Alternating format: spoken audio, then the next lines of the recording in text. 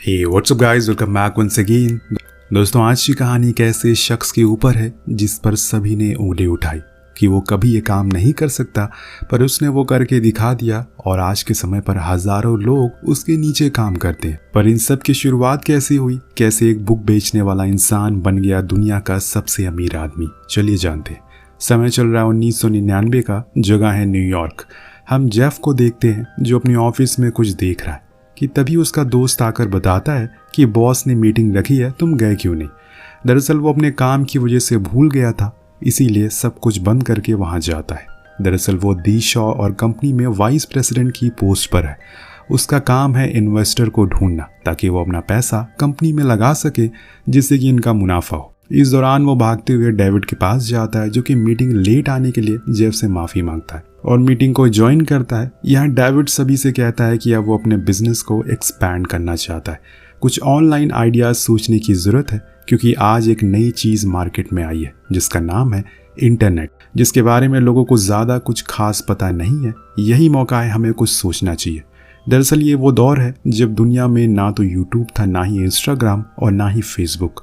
सब कुछ इंटरनेट के आने के बाद हुआ।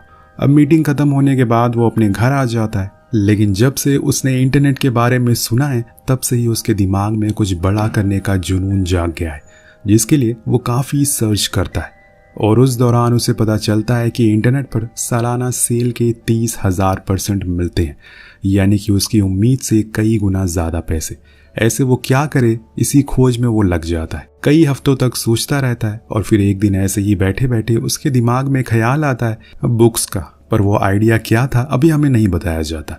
अब अगले दिन जेफ वहाँ से सीधा लाइब्रेरी पहुँचता है जहाँ पर ढेर सारी किताबें थी, पर वहाँ वो नोटिस करता है कि ये लाइब्रेरी रात के 10 बजे बंद हो जाती है।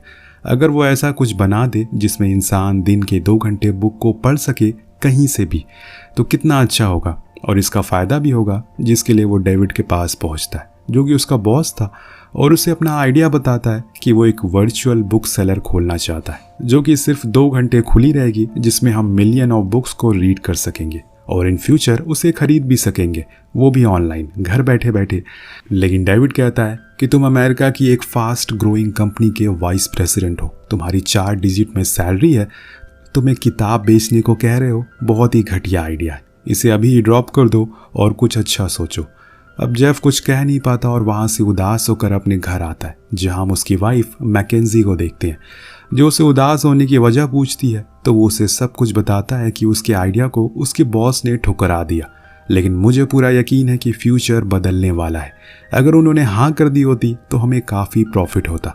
तो उसकी बीवी कहती है कि मुझे पूरा यकीन है कि तुम जो कुछ भी करोगे सही करोगे, इसीलिए तुम अपने इस आइडिया पर काम करना शुरू कर दो।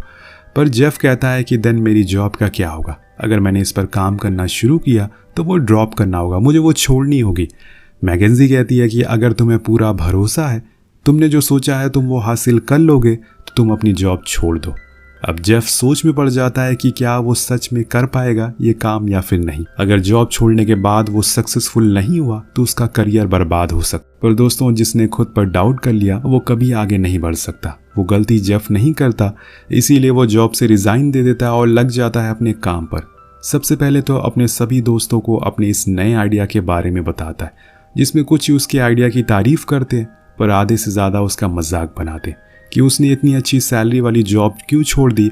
अगर आपको मर्सिडीज़ लेनी है तो क्रेटा वालों के पास बैठना छोड़ना होगा। उसने भी यही किया। उस दिन के बाद से उसने अपने इन्वेस्टर को कॉल करना शुरू कर दिया। उनसे कहा कि अगर उसे प्रॉफिट हुआ तो वो उन्हें डबल मनी देगा, लेकिन 7 में से सिर्फ 2 ही इन्वेस्टर ने पैसे दिए उसे, जिन्हें मिलाकर तकरीबन $50,000 हुए, जो कि बहुत ही कम था। इतने में कुछ नहीं हो पाएगा, इसीलिए वो अपनी आखिरी उम्मीद लेकर अपने पेरेंट्स के घर जाता है। उन्हें बताता है कि मैंने अपनी जॉब छोड़ दी क्योंकि मैं कुछ बड़ा करना चाहता हूँ, खुद का कुछ करना चाहता हूँ।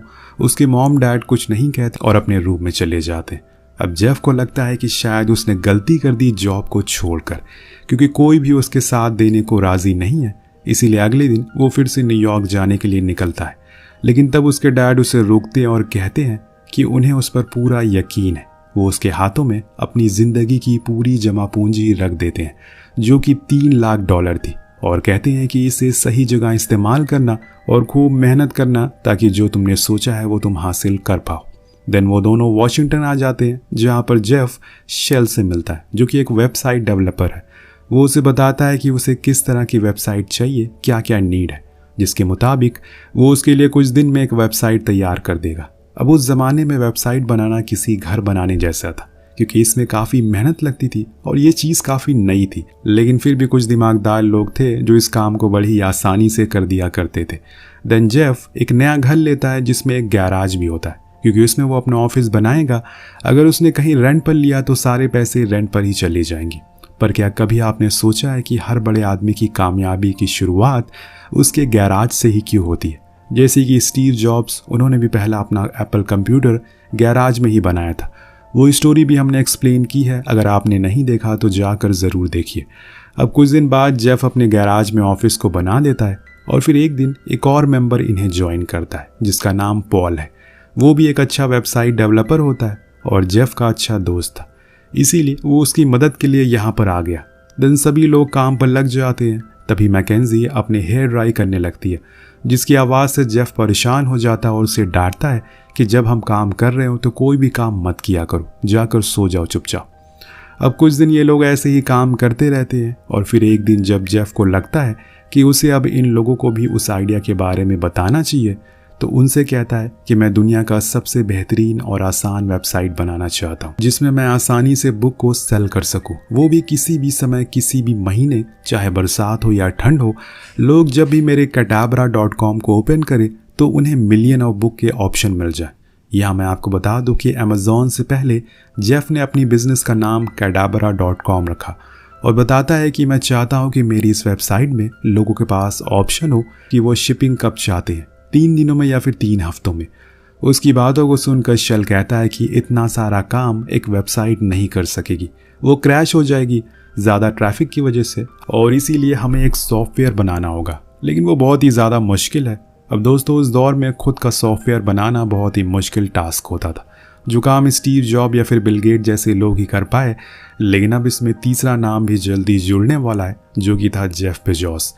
वो फिर से अपने इन्वेस्टर से बात करना शुरू करता है और उन्हें समझाता है कि कैसे वो उसकी कंपनी में पैसे लगाकर प्रॉफिट कमा सकते हैं, लेकिन कोई पैसे डालने को राज़ी हो ही नहीं रहा था।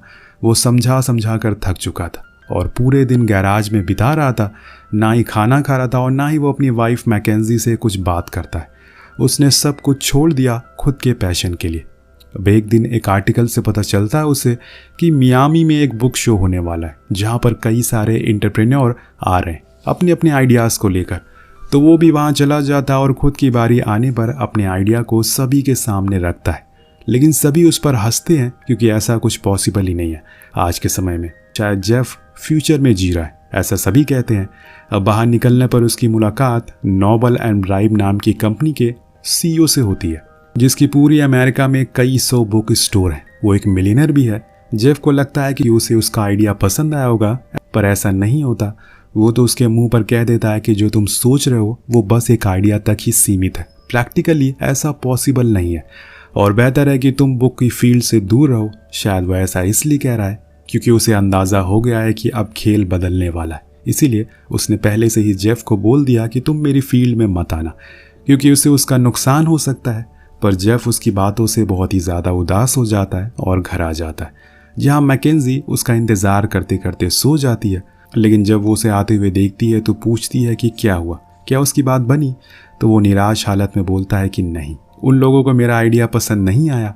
उन्हें क्या, अब तो किसी को भी पसंद नहीं आ रहा है। सबको लग रहा है कि मैं पागल हो चुका हूँ। इसी बीच मैकेंजी उसे कहती है कि तुम्हें तो अपने काम के चलते सब कुछ छोड़ दिया, यहाँ तक कि मुझसे बात भी करना। कितना टाइम हो गया? तो वो गुस्से में कहता है कि तुम्हें बात करने की पड़ी है, यहाँ पर लाखों डॉलर लगे हुए हैं। और इसी चीज़ को लेकर दोनों में काफ़ी बहस हो जाती है, जिससे जेफ जाकर ऑफिस में पूरी रात गुजारता है। जब सुबह उसके साथी आते हैं तो वो उनसे कहता है कि हमें ये नाम बदलना चाहिए, कुछ और रखना चाहिए हमारी वेबसाइट का नाम, जो कि सबसे बेहतर और आखिरी हो, ताकि उसके बाद नाम बदलने की ज़रूरत ना पड़े। तो शेल कहता है कि हमें लेटर ए से कुछ सोचना होगा, क्योंकि इससे सर्च इंजन में वो पहले आएगा और सबको याद भी रहेगा। इसके बाद जेफ कहता है कि हम कुछ गलती कर रहे हैं, हमें एक नई वेबसाइट बनानी होगी जिसमें ह्यूमन टच आए और बहुत ही आसान इंटरफेस हो, जिससे कि लोगों को बुक खरीदने में काफ़ी आसानी हो। और सबसे मेन बात, शिपिंग जितनी जल्दी हो उतना अच्छा होगा, क्योंकि अमेरिका के लोगों में ज़रा भी पेशेंस नहीं होता। एक और चीज़, रिटर्न पॉलिसी भी रखना चाहिए, जैसे कि फिजिकल लाइब्रेरी में होता है सेम वैसे ही, ताकि अगर लोगों को वो प्रोडक्ट पसंद ना आए या फिर वो डैमेज हो तो वो बदल सके। सभी लोग समझ जाते हैं और अपने काम पर लग जाते हैं, पर इसमें टाइम लगेगा, जो कि जेफ को पता होता है। उसके बाद वो मैकेंजी के पास जाता और उसे अपनी गलती की माफ़ी मांगता है, क्योंकि उसकी वजह से उसे काफ़ी बुरा लगा था। वो अपने काम में काफ़ी बिजी है आजकल, इसीलिए उसे बस थोड़ा सा टाइम चाहिए। उसके बाद वो आराम से साथ में बैठेंगे। अब वो मान जाती है। इधर अब काम बढ़ने की वजह से उनके पास जगह की कमी हो रही है, जिसके चलते पॉल कहता है कि हमें सिस्टम को रखने के लिए कुछ नए टेबल चाहिए, पर जेफ के पास अभी पैसे नहीं है, इसीलिए वो अपने घर के डोर निकाल लेता है और उसी से टेबल बना देता है। वेल दोस्तों, अगर आपको कामयाब होना है तो कुछ इस तरह से सोचना चाहिए, हर चीज़ का जुगाड़ आपके पास होना चाहिए और परेशानी को छोड़कर उसके हल को ढूंढना चाहिए आपको।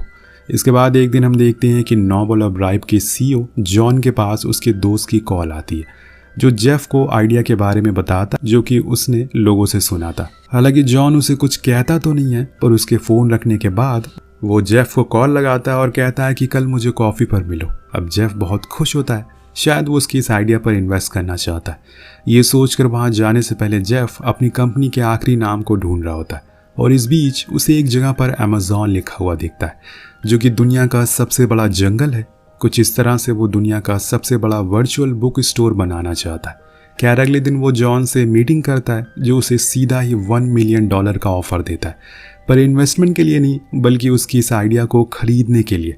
जिसे सुनकर जेफ कहता है कि सॉरी, आई कांट, मैं इसे बेच नहीं सकता। अब जाते जाते वो ये कहते हुए जाता है कि एक दिन जब मेरी वेबसाइट लाइव होगी तो एक एक करके तुम्हारे सारे बुक स्टोर बंद होंगे और उस दिन तुम मुझसे मिलने आओगे। देखना, मेरी ये बात हमेशा याद रखना।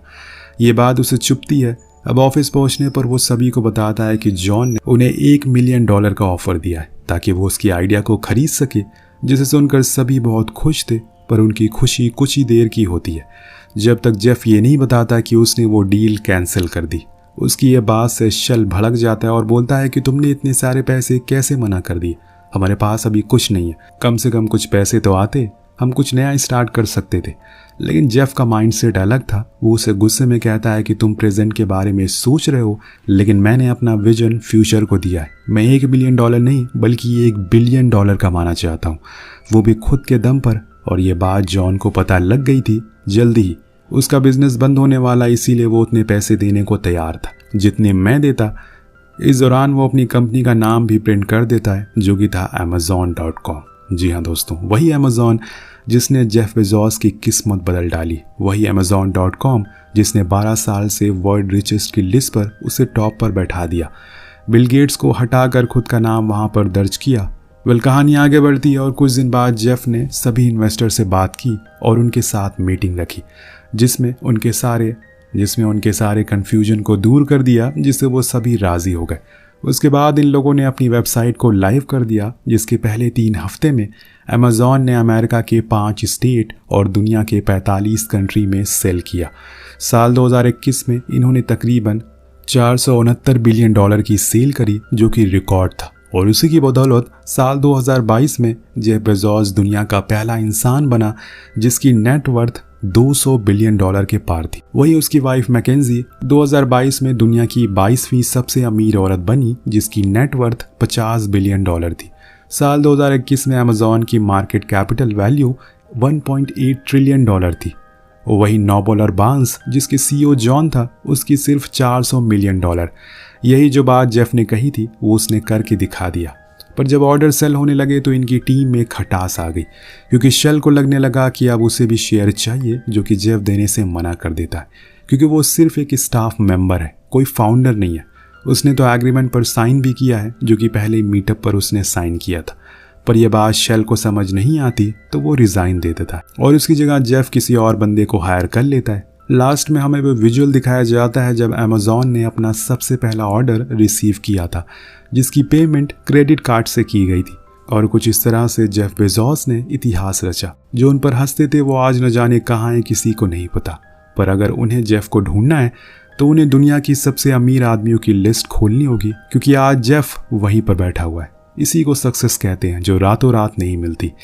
दोस्तों, पहले उसने Amazon.com पर किताबें बेची, फिर उसके बाद धीरे धीरे उसने और भी चीज़ बेचना शुरू कर दी, और आज Amazon.com कहाँ पर है हम देख सकते हैं। कामयाबी अगर हासिल करनी है तो उसके लिए मेहनत करना पड़ता है, लड़ना पड़ता है, कई बार लोगों के आगे गिड़गिड़ाना भी पड़ता है।